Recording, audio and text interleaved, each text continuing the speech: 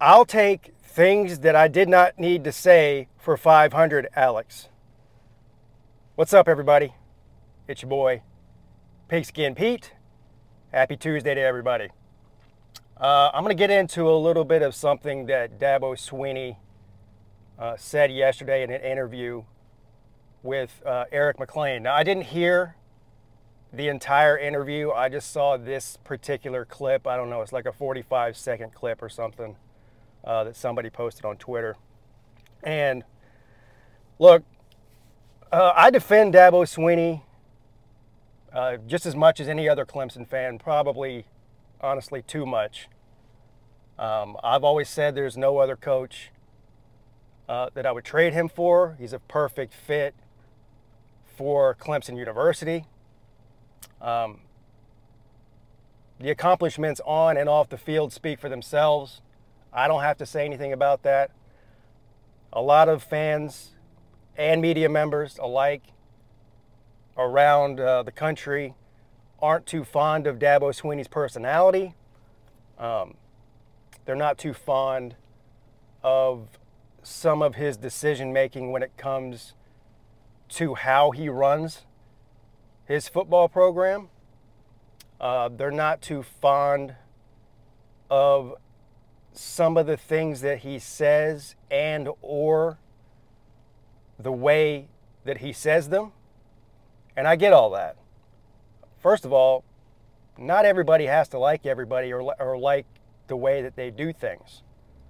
That's just reality. I mean, I don't like the way certain coaches say and do things, and they don't like the way that Dabo Swinney says and does things sometimes.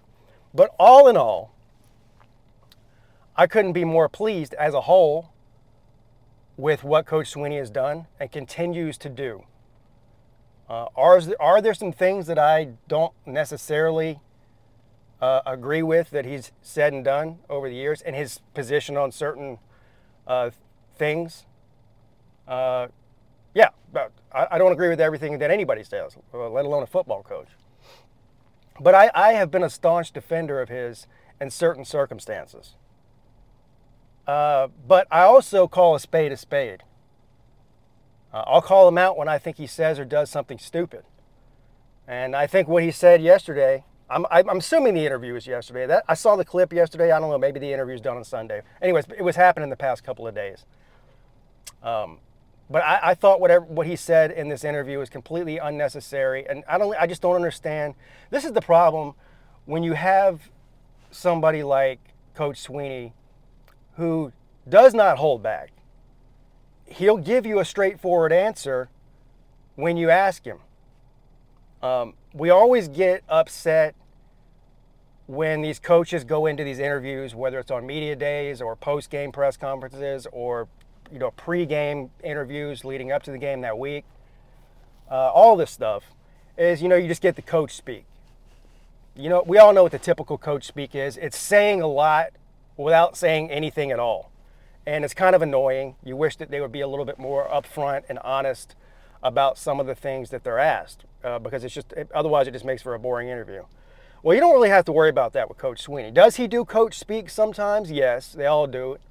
But more often than not, he's going to tell you exactly what he's thinking. Sometimes it comes across a little weird. Sometimes I think he can be misunderstood in the point that he's trying to make. But nonetheless, most of the time, he's completely and totally honest. Now, I appreciate that. Not just out of a football coach, but out of a person, right? You're better off knowing exactly where somebody stands on any situation. That way you know exactly who that person is. But sometimes maybe it's better off not saying something. And I think that's the case with what he said in the interview. So we're almost 5 minutes into this video and I haven't even said what he said yet. So let's get into that. So to make a long story short, Eric McLean, former Clemson great, by the way, asked Coach Swinney, what made you think that it was time to go ahead and pull the trigger and make a change at offensive coordinator Well, why now? Why after just one year with Brandon Streeter?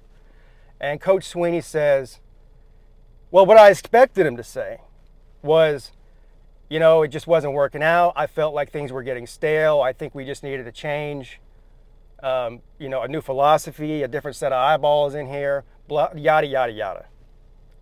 And he did kind of say that. But the way he answered it was, well, we had a chance to hire Garrett Riley, so we did. If we hadn't had the chance to hire Garrett Riley, we wouldn't have made a change. Now,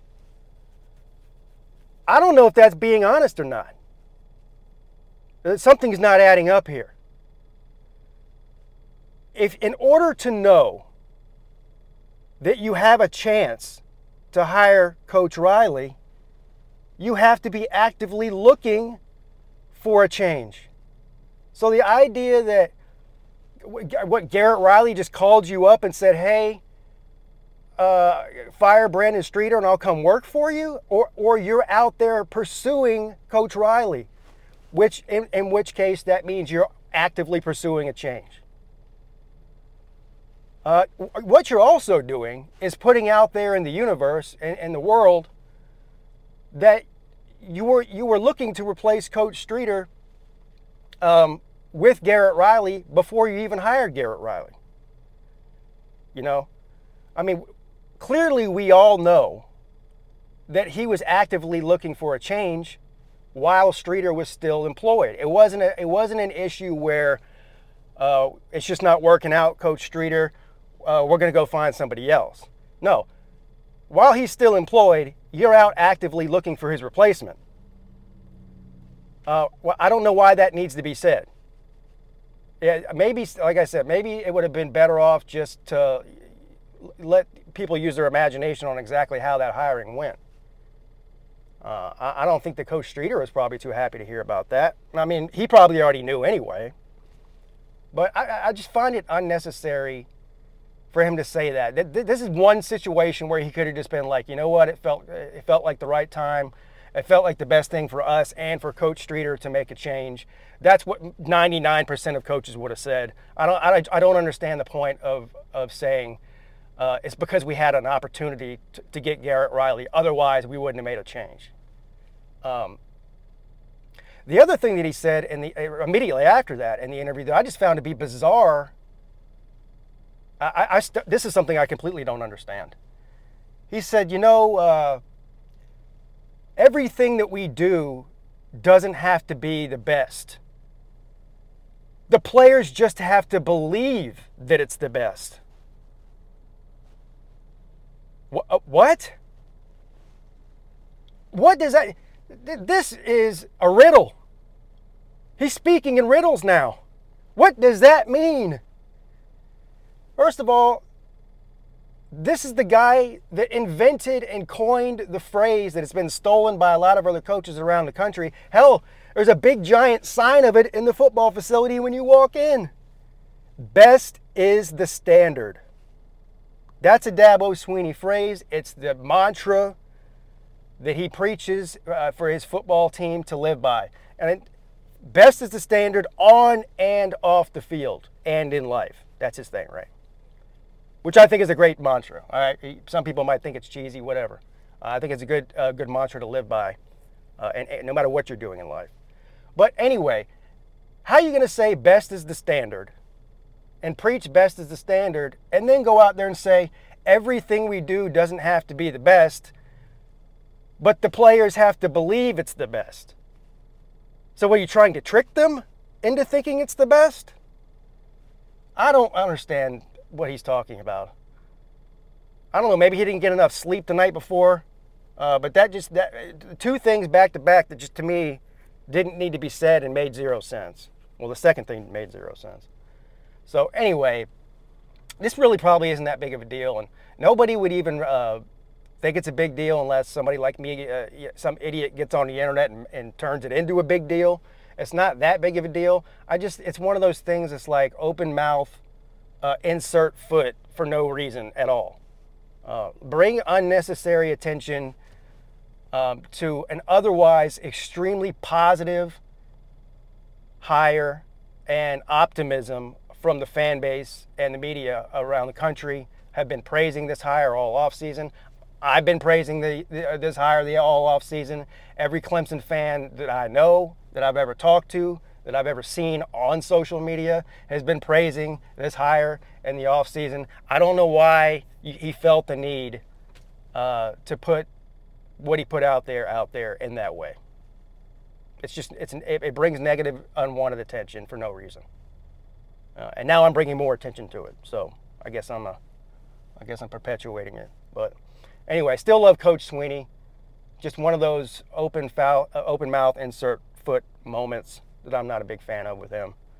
But anyway, oh yeah, before I get off here, all the people in the path of this hurricane is supposed to hit, I think, today.